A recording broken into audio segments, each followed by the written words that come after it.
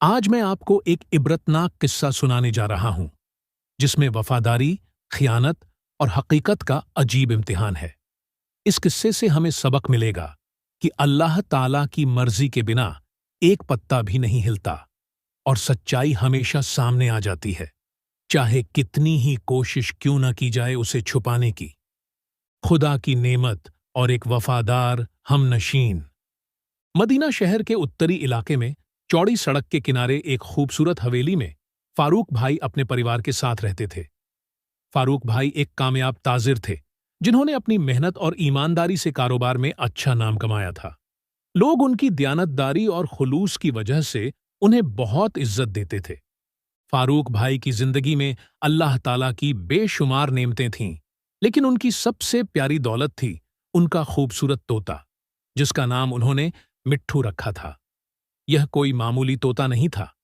अल्लाह की कुदरत थी कि मिट्ठू न सिर्फ अपने चमकीले हरे पीले पंखों के लिए मशहूर था, बल्कि उसे अल्लाह ताला ने इंसानों की तरह बोलने की अनोखी नेमत भी अता की थी। फारूक भाई अपने तोते को अपने बेटे की तरह मानते थे। उन्होंने अपने कमरे में ही सोने का पिंजरा बनवाया था, जिसमें मिट्ठू रहता था। अगरचे तोता पिंजरे में कैद था, लेकिन फारूक भाई ने यह कैद उसके लिए जन्नत से कम नहीं बनाई थी। हर सुबह फज्र की नमाज के बाद फारूक भाई सबसे पहले मिट्ठू से मुखातिब होते। अस्सलामु अलैकुम मिट्ठू, कैसी गुजरी रात मेरे प्यारे दोस्त? और मिट्ठू फौरन जवाब देता, वालेकुम अस्सलाम मालिक जान, अल्हम्दुलिल्लाह, खुदा का शुक्र है कि आप सलामत हैं। फारूक भाई उसे खुद अपने हाथों से तरह तरह के दाने खिलाते, ताजा पानी पिलाते और प्यार से उसके सिर पर हाथ फेरते। दफ्तर जाने से पहले वह तोते से यह कहकर रुखसत होते, खुदा हाफिज मिट्ठू, शाम तक वापस आऊंगा, अपना ख्याल रखना। और मिट्ठू अपने पंख फड़फड़ाकर जवाब देता, खुदा हाफिज मालिक जान, अल्लाह आपको सलामत रखे और बरकत दे। शाम को जब फारूक भाई दफ्तर से वापस आते तो सबसे पहले मिट्ठू से मिलते, उसे दाना पानी देते और फिर उस दिन की सारी बातें उससे शेयर करते। मिट्ठू बड़े गौर से उनकी हर बात सुनता और बीच बीच में अपनी समझदार राय भी देता। कभी कभी फारूक भाई परेशान होते तो मिट्ठू उन्हें तसल्ली देता, घबराइए मत मालिक जान, अल्लाह बेहतर करेगा, हर मुश्किल का हल है। ऐसी बातें सुनकर फारूक भाई हैरान रह जाते कि अल्लाह ने इस छोटे से परिंदे को कितनी अक्ल और हिकमत अता की है।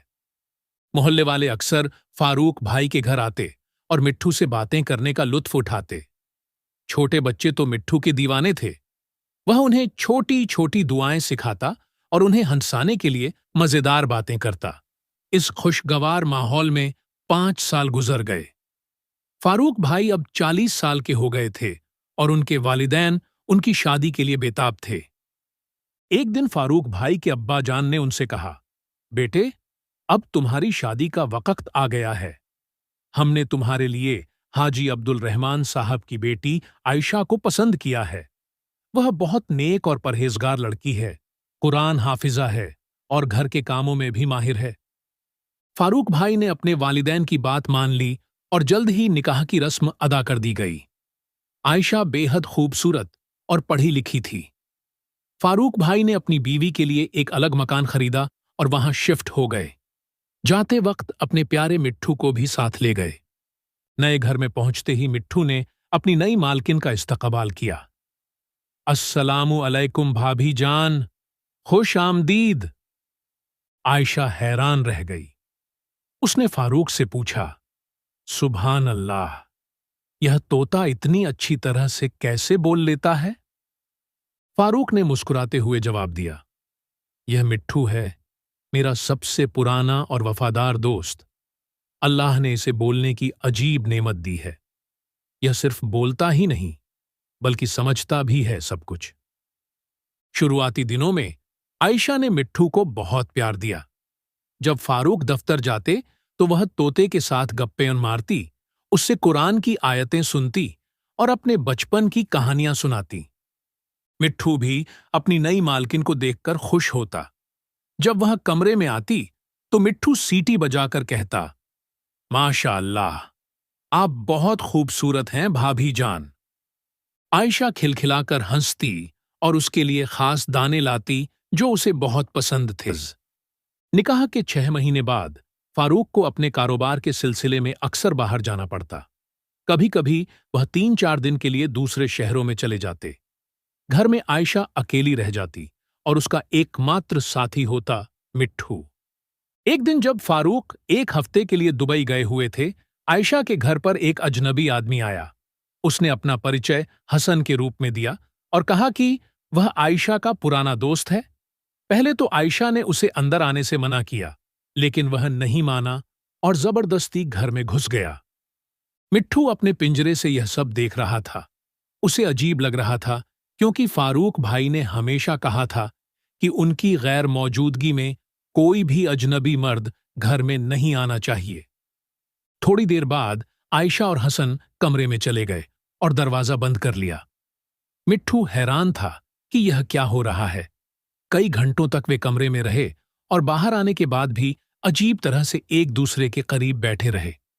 शाम को हसन चला गया, लेकिन उसने आयशा से कहा, कल फिर आऊंगा, इंतजार रहेगा। अगले दिन फिर वही हुआ।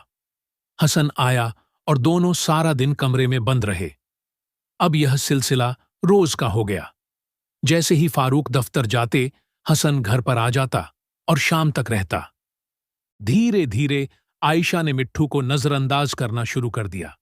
अब वह उसे दाना पानी देना भी भूल जाती। कभी कभी तो पूरे दिन पिंजरे पर कपड़ा डाल देती ताकि मिट्ठू कुछ देख न सके। मिट्ठू बड़ा दुखी था। वह अपने मालिक को बहुत मिस करता था और सोचता था कि वह क्या करे। उसके दिल में एक तरफ अपने मालिक के लिए वफादारी थी, दूसरी तरफ वह उन्हें दुखी नहीं देखना चाहता था। सच का सामना। एक दिन जब हसन फिर आया, मिट्ठू ने हिम्मत जुटाकर उससे पूछा, अस्सलामु अलैकुम भाई साहब, आपका नाम क्या है और आप यहां क्यों आते हैं? मेरे मालिक को इस बारे में क्या मालूम है? हसन तोते का सवाल सुनकर सिर से पांव तक कांप गया। उसे यकीन नहीं हो रहा था कि तोता इतनी साफ हिंदी में बात कर सकता है और इतने सवाल पूछ सकता है। आयशा भी घबरा गई। उसने कभी सोचा नहीं था कि मिट्ठू इतना समझदार है और वह फारूक को सब कुछ बता सकता है। आयशा ने जल्दी से मिट्ठू से कहा, यह मेरा भाई है मिट्ठू, दूर से आया है कुछ दिनों के लिए। मिट्ठू ने अपनी समझदारी से फौरन पहचान लिया कि आयशा झूठ बोल रही है।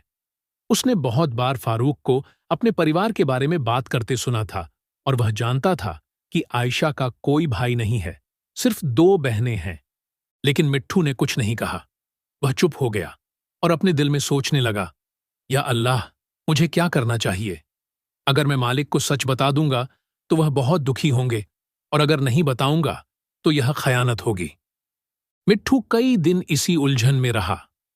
उसका दिल दुखी था अपने प्यारे मालिक के लिए, जिनके साथ धोखा हो रहा था। जिस दिन मिट्ठू ने हसन से सवाल पूछे, उस दिन के बाद कुछ दिनों तक हसन घर पर नहीं आया। आयशा फिर से मिट्ठू के साथ अच्छा व्यवहार करने लगी। उसे अच्छे अच्छे दाने खिलाने लगी और प्यार से बातें करने लगी, जैसे कि वह उसे खुश रखना चाहती हो। मिट्ठू भी थोड़ा हल्का महसूस करने लगा। उसने सोचा कि शायद वह आदमी वाकई आयशा का कोई रिश्तेदार था और उसे गलत फहमी हुई थी। गुनाह और साजिश। लेकिन 1 हफ्ते बाद जब फारूक फिर से बिजनेस ट्रिप पर गए, हसन दोबारा घर आया। इस बार वह और भी बेधड़क था। उसने आते ही आयशा को गले लगा लिया और दोनों हंसते हंसते कमरे में चले गए। मिट्ठू इस बार बहुत गुस्से में था। उसे महसूस हुआ कि यह सब गलत है और उसके मालिक के साथ बड़ी नाइंसाफी हो रही है। उसने अपने पिंजरे में जोर जोर से पंख मारना शुरू कर दिया और चिल्लाया, अरे ओ बदबख्त, तू मेरे मालिक के घर में क्या कर रहा है? अल्लाह के खौफ से डर। आज तो मैं अपने मालिक को सब कुछ बता दूंगा कि तू यहां आकर उनकी बीवी के साथ हरामकारी करता है। हसन ने दरवाजा खोला और तोते को डांटते हुए कहा, तू मेरा क्या उखाड़ लेगा पंछी? फिक्र मत कर, तेरा बंदोबस्त हम कर लेंगे। आयशा ने हसन से कहा, अब इस तोते को जल्द से जल्द खत्म करना होगा, वरना सब कुछ बर्बाद हो जाएगा। उसी शाम आयशा ने एक बड़ा कपड़े का बैग लाकर हसन को दिया। हसन ने जल्दी से मिट्ठू के पिंजरे का दरवाजा खोला और उसे पकड़ने की कोशिश की। मिट्ठू ने अपनी जान बचाने के लिए जोर जोर से पंख फड़फड़ाए और चोंच से हसन के हाथ पर वार किया, लेकिन आखिरकार हसन ने उसे पकड़ लिया और बैग में डाल दिया। मिट्ठू बैग के अंदर चिल्लाया, अल्लाह के लिए मुझे छोड़ दो, मैं कुछ नहीं कहूंगा किसी से, मालकिन तरस खाओ। लेकिन आयशा का दिल पत्थर हो चुका था। उसने हसन से कहा, इस तोते को जंगल में ले जाकर मार दो। आज के बाद न तो यह हमारे घर में रहेगा, न हमें इससे कोई खतरा होगा। हसन ने बैग को लेकर घर से रवाना हो गया। मिट्ठू बैग के अंदर कांप रहा था और सोच रहा था, या अल्लाह, काश मैंने इंसानों की तरह बोलना न सीखा होता तो आज यह दिन न देखना पड़ता। मैंने क्या जुर्म किया है सिवाय इसके कि मैं अपने मालिक से वफादार रहा। दरअसल तोते के मालिक की बीवी बदकिरदार निकली थी। फारूक के दफ्तर या सफर पर जाने के बाद वह अपने आशिक हसन को घर बुलाकर गुनाह कबीरा किया करती थी। उसे याद न रहा कि घर में मौजूद तोता इंसानों की तरह बोलना जानता है। जिस दिन मिट्ठू ने हसन से सवाल पूछे, उस दिन आयशा को खतरा महसूस हुआ कि मिट्ठू फारूक को सब कुछ बता देगा। उसने कुछ दिन हसन को आने से मना कर दिया और सोचा कि मिट्ठू को वापस अपना दोस्त बना लेगी। लेकिन जब हसन मिलने के लिए बेताब हुआ तो वह फिर से कमजोर पड़ गई और दोनों ने मिट्ठू को हमेशा के लिए रास्ते से हटाने का फैसला कर लिया। अल्लाह की हिकमत। हसन बैग लेकर शहर से दूर जंगल की तरफ चला गया। रास्ते भर मिट्ठू अल्लाह से दुआ कर रहा था कि उसे इस मुसीबत से बचा ले। जंगल के घने पेड़ों के बीच पहुंचकर हसन ने बैग खोला और मिट्ठू को बाहर निकाला। मिट्ठू के पंख हिलना बंद हो गए थे और वह हसन की तरफ डर से देख रहा था।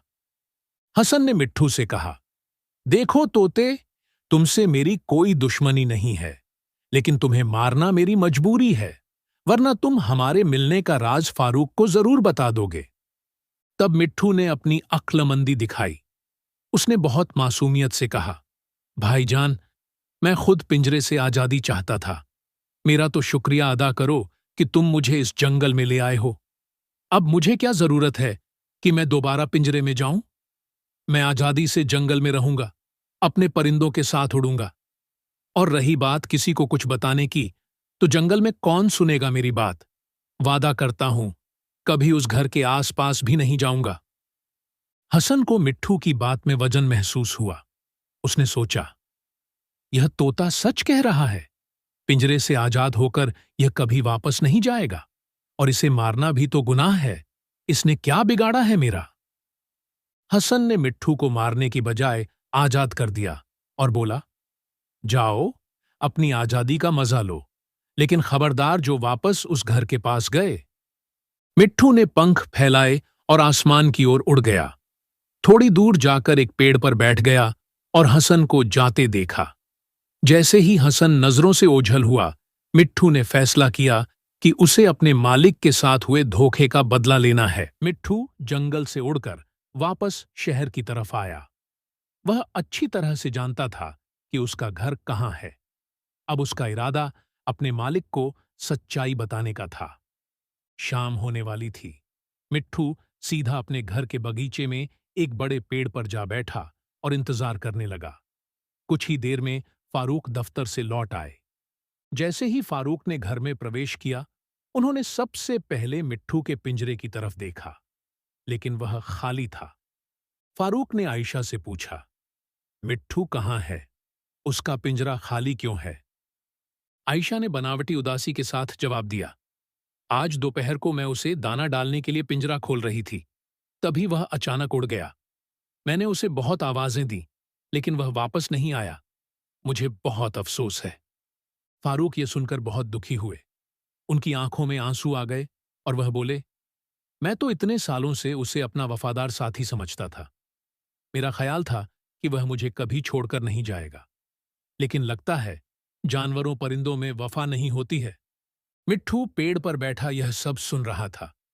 उसका दिल दुख से भर गया कि उसका मालिक उसे बेवफा समझ रहा है, जबकि असलियत कुछ और थी। उसने अपने मालिक को आवाज देने का सोचा, लेकिन फिर रुक गया। वह पूरा सच पता करके ही अपने आप को सामने लाना चाहता था। आयशा फारूक को सांत्वना देती हुई बोली, आप फिक्र न करें, शायद वह कहीं आसपास ही हो। कल तक शायद वापस आ जाए। फारूक उदास होकर कमरे में चले गए और आयशा ने चैन की सांस ली, सोचकर कि अब उसका राज सुरक्षित है। इंसाफ का दिन। अगली सुबह फारूक दफ्तर के लिए निकले तो मिट्ठू उनके पीछे पीछे उड़ने लगा। वह उन्हें नजर में रखना चाहता था ताकि पता चल सके कि उनका दफ्तर कहाँ है। फारूक को दफ्तर जाते देखकर मिट्ठू वापस घर लौट आया और बगीचे के पेड़ पर छुपकर बैठ गया। थोड़ी देर बाद, जैसा कि उसने सोचा था, हसन घर आया और आयशा ने उसे अंदर बुला लिया। दोनों हंसते बातें करते कमरे में चले गए। अब मिट्ठू को पूरा यकीन हो गया था कि आयशा धोखेबाज है और हसन के साथ उसका नाजायज ताल्लुक है। उसने फैसला किया कि अब वक्त आ गया है अपने मालिक को सच्चाई दिखाने का। मिट्ठू जल्दी से उड़ा और अपने मालिक के दफ्तर की तरफ गया। वह फारूक के दफ्तर की खिड़की पर जा बैठा और चोंच से शीशे पर दस्तक दी। फारूक अपनी मेज पर कागजात देख रहे थे कि उन्होंने खिड़की पर ठक ठक की आवाज सुनी। उन्होंने नजर उठाकर देखा तो हैरत में पड़ गए। उनका खोया हुआ मिट्ठू खिड़की पर बैठा था। सुभान अल्लाह, मिट्ठू, तुम यहां? फारूक खुशी से चिल्लाए और खिड़की के पास भागे। लेकिन जैसे ही उन्होंने खिड़की खोली, मिट्ठू उड़ गया और थोड़ी दूर एक पेड़ पर जा बैठा। फारूक ने समझ लिया कि मिट्ठू उन्हें कहीं ले जाना चाहता है। मिट्ठू, क्या बात है? तुम मुझे कहां ले जाना चाहते हो? फारूक ने पूछा। मिट्ठू बोला, मालिक जान, जल्दी आइए, मेरे पीछे आइए, बहुत जरूरी है। फारूक तुरंत अपने दफ्तर से बाहर निकले और मिट्ठू के पीछे पीछे चलने लगे। मिट्ठू उड़ते उड़ते उन्हें अपने घर की तरफ ले जा रहा था। रास्ते में फारूक सोच रहे थे, अल्लाह जाने मिट्ठू मुझे क्यों वापस घर ले जा रहा है? क्या कोई मुसीबत है? जैसे जैसे वे घर के करीब पहुंचते गए, मिट्ठू की उड़ान धीमी होती गई। वह चाहता था कि फारूक धीरे धीरे और बिना आवाज किए घर पहुंचे। जब वे घर के पास पहुंचे, मिट्ठू दीवार के ऊपर बैठ गया और फारूक को इशारा किया कि वे भी दीवार पर चढ़ें। फारूक को अब थोड़ा अंदाजा होने लगा था कि मामला क्या है। उनके दिल की धड़कन तेज हो गई, लेकिन उन्होंने हिम्मत नहीं हारी। वे धीरे से दीवार पर चढ़ गए। मिट्ठू दीवार से उड़कर सीधा बेडरूम की खुली खिड़की के पास जा बैठा। फारूक भी चुपचाप दीवार से उतरे और खिड़की के पास पहुंचे। जो दृश्य उन्होंने अंदर देखा, उससे उनका दिल टूट गया। आयशा और हसन दोनों ऐसी हालत में थे जो इस्लामी शरीयत में हराम है। वे एक दूसरे के इतने करीब थे कि फारूक को अपनी आंखों पर यकीन नहीं हुआ। फारूक का गुस्सा 7वें आसमान पर पहुंच गया। वह एक जोरदार धक्के से दरवाजा खोलकर कमरे में घुस गए। यह क्या हो रहा है यहां? फारूक की दहाड़ सुनकर आयशा और हसन दोनों सहम गए। हसन तुरंत कपड़े ठीक करके भागने की कोशिश करने लगा, लेकिन फारूक ने उसका रास्ता रोक लिया। तुम कौन हो और मेरे घर में क्या कर रहे हो? फारूक ने हसन का कॉलर पकड़कर पूछा। हसन कुछ बोल नहीं पा रहा था। आयशा रो रही थी और माफी मांगने की कोशिश कर रही थी। मालिक जान, यही वह आदमी है जो हर रोज आपके जाने के बाद यहां आता था। मिट्ठू ने खिड़की से आवाज लगाई। आपकी बीवी ने मुझे इसी वजह से मरवाने की कोशिश की थी ताकि मैं आपको सच न बता सकूं। फारूक को अब सब कुछ समझ में आ गया था। उन्होंने हसन के चेहरे पर एक जबरदस्त मुक्का मारा और उसे बाहर धकेल दिया। दफा हो जाओ यहां से, फारूक चिल्लाए। अगर दोबारा मेरे घर के आसपास नजर आए तो अंजाम अच्छा नहीं होगा। हसन भाग निकला और फारूक ने आयशा की तरफ मुड़कर कहा, और तुमने मेरे साथ इतना बड़ा धोखा किया? अल्लाह से नहीं डरती? मेरे घर में मेरी गैर मौजूदगी में ऐसा गुनाह? आयशा सिसकते हुए बोली, मुझे माफ कर दीजिए, मैं भटक गई थी, गलती हो गई। लेकिन फारूक का दिल अब पत्थर हो चुका था। उन्होंने अपना फैसला सुना दिया। मैं तुम्हें तलाक देता हूं, 3 तलाक। अब तुम मेरे लिए हराम हो। आज ही अपना सामान बांधो और इस घर से चली जाओ। तुम्हारे वालिदैन को मैं खुद सब बता दूंगा। आयशा रोती बिलखती रह गई, लेकिन फारूक अपने फैसले पर अटल थे। मिट्ठू खिड़की से उड़कर फारूक के कंधे पर आ बैठा। फारूक ने प्यार से उसके सिर पर हाथ फेरा और बोले, तुम सच्चे दोस्त निकले मिट्ठू। मैंने तुम्हें गलत समझा, माफ कर दो मुझे। मिट्ठू ने फारूक के कान के पास जाकर धीरे से कहा, मालिक जान, आपने मुझे इतना प्यार दिया है, मैं आपको कैसे धोखा दे सकता था। मैं तो सदा आपका वफादार रहूंगा। फारूक की आंखों में आंसू आ गए। उन्होंने मिट्ठू को सीने से लगा लिया। एक नई शुरुआत। कुछ हफ्तों बाद फारूक ने अपना वह घर बेच दिया और एक नए मकान में शिफ्ट हो गए। वहां उन्होंने अपने तोते के लिए एक बड़ा और आरामदायक पिंजरा बनवाया, जिसके दरवाजे हमेशा खुले रहते थे। मिट्ठू अब चाहे तो उड़ सकता था, चाहे तो घर में रह सकता था। मिट्ठू अक्सर बगीचे के पेड़ों पर उड़ता, लेकिन हमेशा वापस आ जाता। उसका मालिक उसकी दुनिया था और वह उनके प्यार से बंधा था। फारूक अब अकेले रहते थे, लेकिन उन्हें तन्हाई महसूस नहीं होती थी। मिट्ठू उनका सबसे अच्छा दोस्त और वफादार साथी था। एक दिन शाम को फारूक बगीचे में बैठे थे। मिट्ठू उनके कंधे पर था। फारूक बोले, मिट्ठू, तुमने मुझे जिंदगी का सबसे बड़ा सबक सिखाया है। इंसान के भेष में कितने जानवर हैं और जानवर के रूप में कितने इंसान। अल्लाह ताला ने तुम्हें मेरी हिफाजत के लिए भेजा था। मिट्ठू ने अपने पंख फड़फड़ाए और बोला, मालिक जान, इंसानियत दिल में होती है, शक्ल में नहीं। जो वफा का हक अदा करे वही सच्चा इंसान है। इबरतनाक सबक। इस किस्से से हमें कई इबरतनाक सबक मिलते हैं। पहला, खयानत का अंजाम हमेशा बुरा होता है। आयशा ने अपने शौहर के साथ धोखा किया और उसे अपने घर और इज्जत दोनों से हाथ धोना पड़ा। दूसरा, सच्चाई हमेशा सामने आ जाती है, चाहे कोई कितनी भी कोशिश करे उसे छिपाने की। अल्लाह ताला ने मिट्ठू जैसे छोटे से जानवर के जरिए फारूक को सच्चाई दिखा दी। तीसरा, वफादारी बड़ी नेमत है। मिट्ठू ने अपनी जान जोखिम में डालकर भी अपने मालिक के साथ वफादारी निभाई। चौथा, हमें किसी को भी बिना जाने समझे बुरा नहीं कहना चाहिए। फारूक ने जल्दबाजी में मिट्ठू को बेवफा समझ लिया था, जबकि वह उनका सबसे वफादार साथी था। पांचवां, अल्लाह की नजर हर जगह है, कोई भी गुनाह छिपा नहीं रहता। आयशा और हसन सोचते थे कि उनका राज कोई नहीं जानता, लेकिन अल्लाह ने उनके गुनाह को बेनकाब कर दिया। छठा, सब्र का फल मीठा होता है। मिट्ठू ने सब्र से काम लिया और सही वक्त का इंतजार किया सच्चाई सामने लाने के लिए। सातवां, हमें अपने रिश्तों में सच्चे और ईमानदार रहना चाहिए।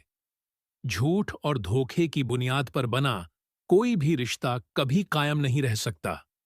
आठवां, अल्लाह ताला वफादारों को कभी जाया नहीं होने देते। मिट्ठू की वफादारी का इनाम उसे मिला। न सिर्फ उसकी जान बची, बल्कि उसका मालिक उसे पहले से भी ज्यादा प्यार करने लगा। नौवां, हमें अपनों की कदर करनी चाहिए। फारूक ने शादी के बाद मिट्ठू पर उतना ध्यान नहीं दिया, जिससे आयशा को मौका मिल गया उसके खिलाफ साजिश रचने का। 10वां, बुरी संगत से बचना चाहिए। आयशा अच्छी घराने की लड़की थी, लेकिन हसन की संगत ने उसे गुनाह की राह पर धकेल दिया। बेहतरीन इख्तिताम। वक्त बीतता गया और फारूक अब एक बड़े कारोबारी बन चुके थे। उन्होंने दोबारा शादी नहीं की और अपना सारा प्यार और वक्त अपने कारोबार और मिट्ठू को देने लगे। मिट्ठू अब बूढ़ा हो चला था, लेकिन उसकी वफादारी जवान थी। वह अब भी हर शाम फारूक का इंतजार करता और उनके कंधे पर बैठकर दिन भर की बातें सुनता। एक दिन जब फारूक दफ्तर से लौटे, तो उन्होंने देखा कि मिट्ठू अपने पिंजरे में चुपचाप बैठा है। उन्होंने आवाज दी, लेकिन मिट्ठू ने जवाब नहीं दिया। फारूक ने पिंजरा खोला और देखा कि मिट्ठू की आंखें बंद हैं। वह इस दुनिया से रुखसत हो चुका था। फारूक की आंखों से आंसू बहने लगे।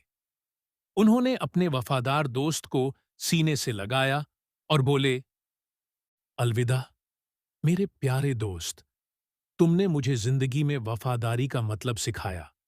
तुम्हारी याद हमेशा मेरे दिल में जिंदा रहेगी। फारूक ने अपने बगीचे में एक खूबसूरत जगह पर मिट्ठू को दफनाया और वहां एक छोटा सा पत्थर लगाया जिस पर लिखा था, यहां आराम करता है मिट्ठू, एक वफादार दोस्त जिसने अपनी जान जोखिम में डालकर अपने मालिक के लिए इंसाफ का राह दिखाया। प्यारे दोस्तों, इस किस्से से हमें यह सीख मिलती है कि वफादारी की कोई कीमत नहीं होती। हमें अपने रिश्तों में सच्चाई और ईमानदारी से पेश आना चाहिए। अल्लाह ताला सच्चों और वफादारों के साथ होता है। इंशाअल्लाह हम सब इस कहानी से सबक लेकर अपनी जिंदगी में ईमानदारी और वफादारी के साथ जिएंगे। आज के इस वीडियो में इतना ही। इंशाअल्लाह बहुत जल्द मुलाकात होगी आपसे एक और नई वीडियो के साथ। खुदा हाफिज।